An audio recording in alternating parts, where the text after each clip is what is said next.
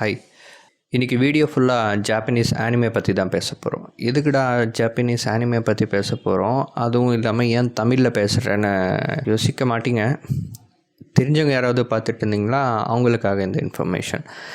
திடீர்னு ஏன் தமிழில் பேசுகிறேன், முன்னாடி வீடியோ என்னடானா தெலுங்கில் பேசினேன், அதுக்கப்புறம் இங்கிலீஷில் பேசினேன், இப்போ தமிழில் ஏன்டா பேசுகிறேன்னா, இந்த ஆனிமே ஸ்டோரி நரேஷனை பேசி கதை சொல்ல கற்றுக்கலான்னு.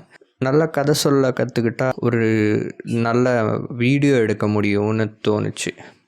ஏன்னா நெக்ஸ்ட் என்ன வரும்னு கதை சொல்ல ப்ராக்டிஸ் ஆனதுக்கப்புறம் தானே நமக்கும் நான் எடுக்க போகிற அடுத்தடுத்து வர யூடியூப் வீடியோவோட பார்க்குறதுக்கும் இன்ட்ரெஸ்டாக இருக்கும்னு தோணுச்சு. அதுக்கு நான் எல்லா யூடியூபர்ஸும் என்ன பண்ணுறாங்களோ அதையே காப்பி பண்ணேன்னா, முதல்ல அப்படி தான் பண்ணேன்.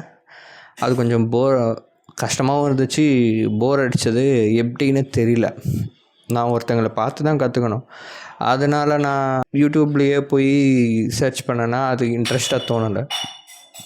அதுக்காக என்ன தோணுச்சுன்னா, எனக்கு பிடிச்ச ஆர்ட் ஃபார்ம்னால் ஆனிமே தான். ரியல் படத்தை பார்த்து அழுததை விட ஆனிமே பார்த்து அழுதது தான் ரொம்ப ஜாஸ்தி. அந்த story, character development, world building, அந்த என்விரான்மெண்டல், அந்த ஸ்டோரி நரேஷன், அதெல்லாம் அந்த ஆனிமே பார்த்து தான் கற்றுக்கிட்டேன். அதுக்குன்னு நீ ஆனிமேனா எவ்வளோ பெரிய விஷயம்னு ஃபுல்லாக அதை பற்றியே பேச போறியானா இல்லை, ஆனிமே பிடிச்ச சீரீஸ் அதை பற்றி எல்லாத்தையும் பேசலான்னு தான் இருந்தேன். அதுவும் இல்லாமல் எதுக்குடா தமிழ்னா, ஆந்திராவில் தான் இருக்கேன், ஆனால் அதிகமாக தமிழ் படம் தான் பார்த்துட்டு இருந்தேன். ஏன்னா மதர் டங் தமிழ் ஆனதுனால வீட்டில் ஃபுல்லாக தமிழில் தான் போயிட்டுருக்கும். தெலுங்கு படமும் பார்ப்பேன், தமிழ் படமும் பார்ப்பேன். சின்ன வயசில் அதிகமாக தமிழ் படம் பார்த்துட்டேன். இப்போ அதிகமாக ஆனிமே தான் பார்க்குறேன். அப்பப்போ தான் தமிழ் படமோ ஏதோ தெலுங்கு படமோ பார்க்கணுன்னு தோணுச்சுன்னா. தமிழ் சைடில் இருந்து தான் நல்ல படம்னா என்ன,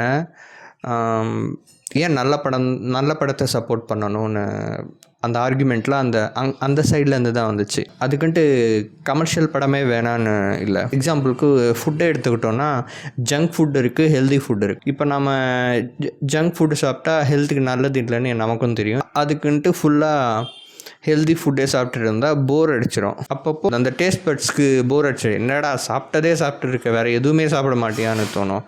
சரின்னு அப்பப்போ நம்ம ஒரு வீக்கில் ஒரு 5 days ஹெல்த்தியாக சாப்பிட்டோன்னா 2 days ஜங்க் ஃபுட்டுக்காக, அதுக்குன்ட்டு ஓவராக எடுக்காமல் அந்த 2 days மட்டும் ஜங்க் ஃபுட்டுக்குன்ட்டு ஒதுக்கிட்டோன்னா கொஞ்சம் இன்ட்ரெஸ்டிங்காக இருக்கும். இந்த வீக் ஃபுல்லாக ஹெல்த்தியாக சாப்பிட்ணும். வீக் டேஸ்னால் நாம் ஜங்க் ஃபுட் சாப்பிடுவோன்ற அந்த எக்ஸைட்மெண்ட்டில் இருப்போம்ல, அந்த ஜங்க் ஃபுட்டுக்கு கேப் விட்டு திருப்பியும் ஜங்க் ஃபுட் சாப்பிடும்போது சாப்பிட்டதுக்கப்புறம் வயிறில் ஒரு ஃபீலிங் வரும் தெரியுமா. நம்ம ஹெல்த்தியாக சாப்பிட்டோன்னா அங்கே நார்மலாக இருக்கும்.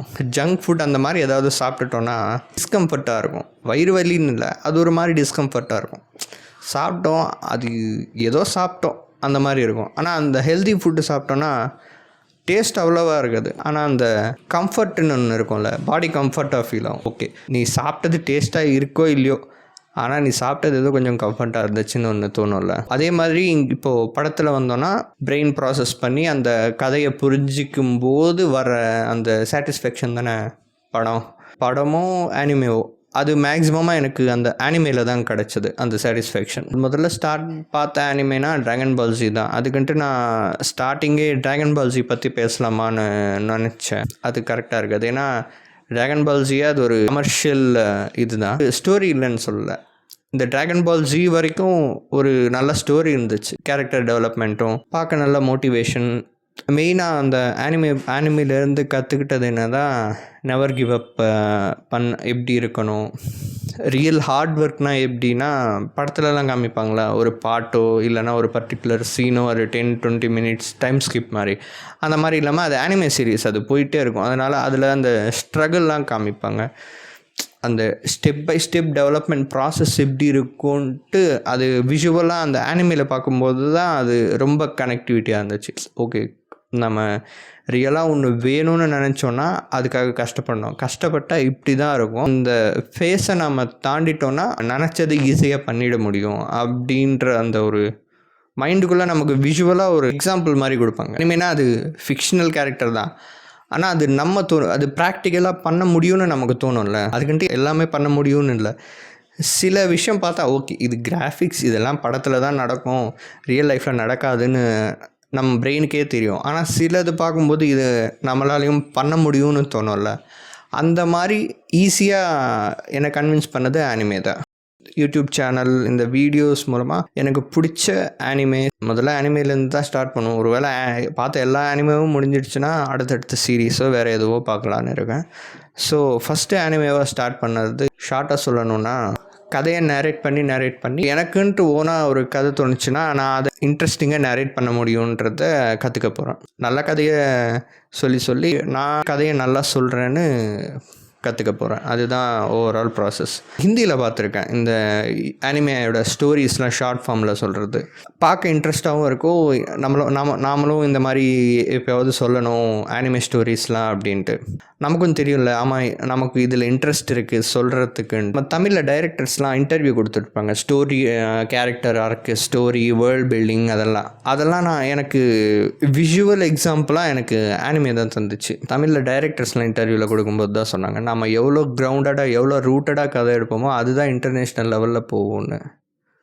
அது இங்கே யாரும் சொல்லலை, வேறு யாரும் சொல்லி பார்க்கல. அதனால் சரி, இது தமிழில் சொன்னால் தான் நல்லாயிருக்கும்னு தோணுச்சு.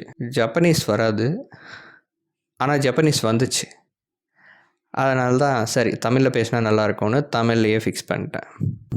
இன்றைக்கி நம்ம என்ன ஆனிமேவை பார்க்க போகிறோன்னா, கபேட்டா. ஆத்தர் யார் அவங்கெல்லாம் யாருன்னு தெரியாது. அந்த ஆனிமே பற்றி தான் தெரியும். கபேட்டா ஹீரோவோட பேர். இது வந்து ஒரு கார் ரேசிங்கோட, நம்ம கேரக்டருக்கு கார் ரேசிங்னால் பிடிக்கும். அந்த கார் ரேசிங்கில் பார்ட்டிசிபேட் பண்ணி எப்படி ஜெயிச்சார். எதுலேயுமே இன்ட்ரெஸ்ட் இல்லாத ஹீரோ அவருக்கு ரேசிங் தான் இன்ட்ரெஸ்ட்னு கண்டுபிடிச்சதுக்கப்புறம் ரேசிங்கில் பார்ட்டிசிபேட் பண்ணி முதல் ரேசிங்கை ஜெயிச்சிட்டான். அதுக்கப்புறம் எல்லா ரேசிங்லேயும் பார்ட்டிசிபேட் பண்ணுறதுக்கு காசு தேவைப்படுது. ரேசிங்கை விடாமல் ரேசிங்க்கு தேவையான அந்த பார்ட்ஸு ரிப்பேர் பண்ணுறதுக்கு, பார்ட்டிசிபேட் பண்ணுற என்ட்ரி ஃபீஸ்க்கும் எல்லாத்துக்கும் பார்ட் டைமில் அவர் வேலை செய்கிறாரு. அவரோட அவங்க ஃப்ரெண்ட்ஸும் வேலை செய்கிறாங்க இந்த ரேசிங்க்கு சப்போர்ட் பண்ணுறதுக்கு. அப்புறமா கொஞ்சம் அவர் ஃபஸ்ட் டைம் சின்ன வயசுலேயே ஃபஸ்ட்டு பார்ட்டிசிபேட் பண்ண ரேஸ்லேயே ஃபஸ்ட் வந்துடுவார். அந்த டேலண்ட்டை பார்த்தே ஒரு பெரிய கம்பெனியை ஆஃபர் பண்ணுவாங்க.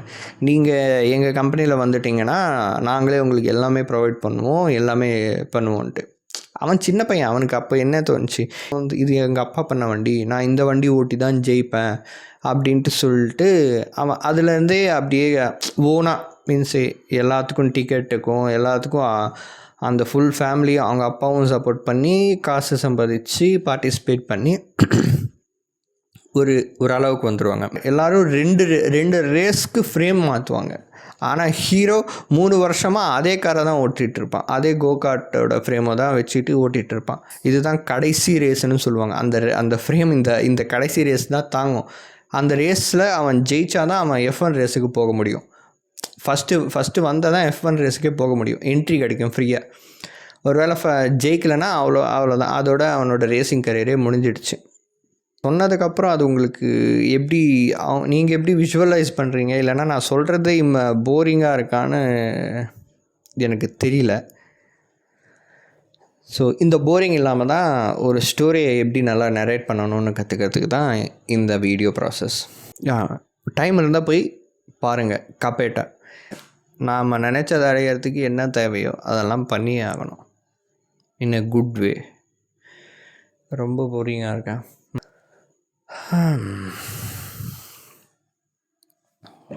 Bye.